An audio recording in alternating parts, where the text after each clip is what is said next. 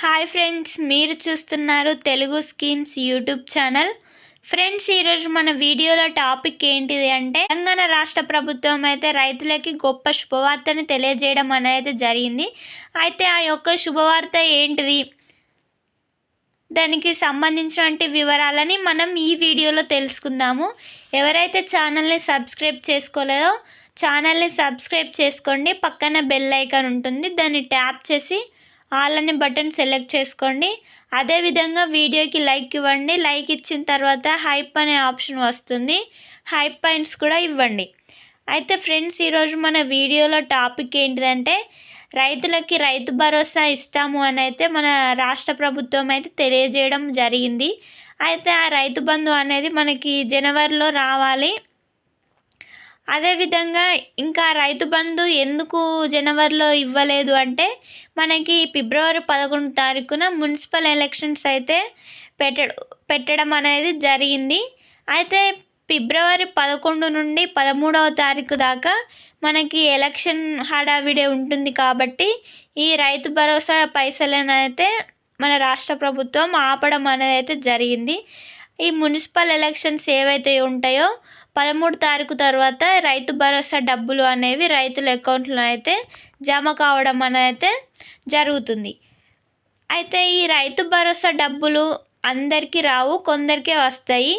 అయితే అందరికీ ఎందుకు రావంటే ఈ రైతు భరోసా డబ్బులు రావాలి అంటే ప్రతి ఒక్క రైతుకి ఖచ్చితంగా రైతు కార్డు అనేది కంపల్సరీ. రైతు కార్డు అన్నా ఫార్మర్ ఐడి అన్నా రెండు ఒకటే. ఈ రైతు కార్డు అయితే కంపల్సరీ ఉండాలి. ఆ రైతు కార్డు ఉంటేనే మన పిఎం కిసాన్ డబ్బులు కానీ రైతు భరోసా డబ్బులు కానీ వస్తాయి. ఇదివరకు ప్రభుత్వము మనకి రైతు బంధు సంవత్సరానికి 10,000 చొప్పున ఇచ్చేది. అయితే ఇప్పుడు మన ఈ రేవంత్ రెడ్డి గారు రైతు భరోసా కింద మనకైతే సంవత్సరానికి 2 సార్లు 6,000 చొప్పున రైతుల అకౌంట్లో వేయాలని అయితే నిర్ణయం తీసుకోవడం అయితే జరిగింది. అయితే ఆ ఫార్మర్ ఐడి ఎక్కడ తీసుకోవాలంటే ప్రతి మండలంలో అగ్రికల్చర్ ఆఫీస్ అనేది అయితే ఖచ్చితంగా ఉంటుంది. అగ్రికల్చర్ ఆఫీసర్ లేదా మీ చుట్టుపక్కల ఉన్నటువంటి మీ సేవలో ఈ ఫార్మర్ ఐడి అనేది అయితే ఖచ్చితంగా చేసుకోవాలి.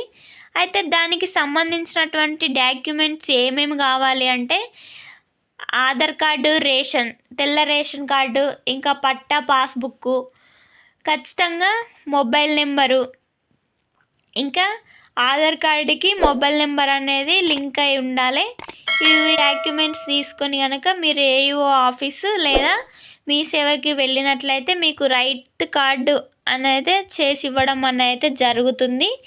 సో మీరు ఆ రైతు కార్డుని చేసుకుంటేనే మీకు ఈ రైతు భరోసా అనేది అయితే వస్తుంది. సో ఈ వీడియోని ప్రతి ఒక్కరికి షేర్ చేయండి. అదేవిధంగా వీడియోకి లైక్ చేయండి. ఖచ్చితంగా సబ్స్క్రైబ్ చేసుకోండి. ఇంతే ఫ్రెండ్స్ ఈరోజు video. Thank you friends, thank you so much.